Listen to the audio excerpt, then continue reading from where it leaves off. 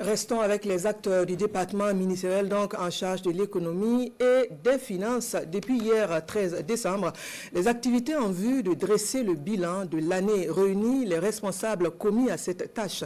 Il s'agira aussi à cette session de valider le plan de travail pour l'année 2025.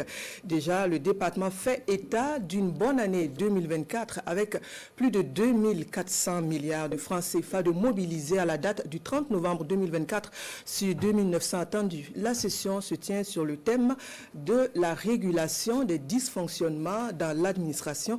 Les précisions toujours avec nos reporters Siero Jekam et Moumouni Wanga. Plus de 2439 milliards de francs CFA mobilisés à la date du 30 novembre 2024 sur une prévision annuelle chiffrée à 2976 milliards de francs CFA, ce qui représente un taux de recouvrement de 82%, soit 3,73% de plus comparativement à la même période en 2023. Les voyants sont au vert au département en charge des finances. Cela également représente une augmentation de 87 milliards par rapport à la même période en 2023, ce qui montre que des efforts déployés par tous les collaborateurs du ministère produisent des résultats. En plus de cela, le fonds de soutien patriotique a été mobilisé à hauteur de 162 milliards sur une prévision annuelle de 150 milliards. Donc on peut dire qu'à ce niveau, les prévisions annuelles ont déjà été dépassées et nous avons également mobilisé une quarantaine de milliards au profit des collectivités territoriales. En 2023, nombre de réformes ont été mises en œuvre au sein de l'administration des finances. Ceci dans l'optique d'améliorer la mobilisation des ressources et mieux gérer le budget de l'État.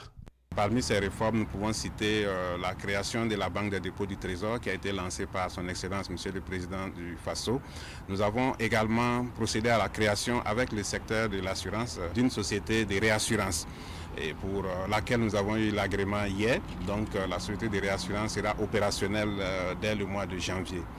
Et nous avons également mené un certain nombre de réformes qui ont permis d'engranger des résultats importants, améliorer non seulement la gestion du foncier, la collecte de la TVA, également les procédures de marché public pour les contribuables et les usagers de l'administration.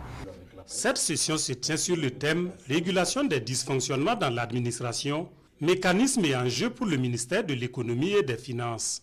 Elle offre l'opportunité aux administrateurs d'analyser les rapports de 2024 et approuver le plan de travail de la prochaine année budgétaire, lequel plan requiert la pérennisation des acquis et l'accentuation des efforts pour plus de défis relevés.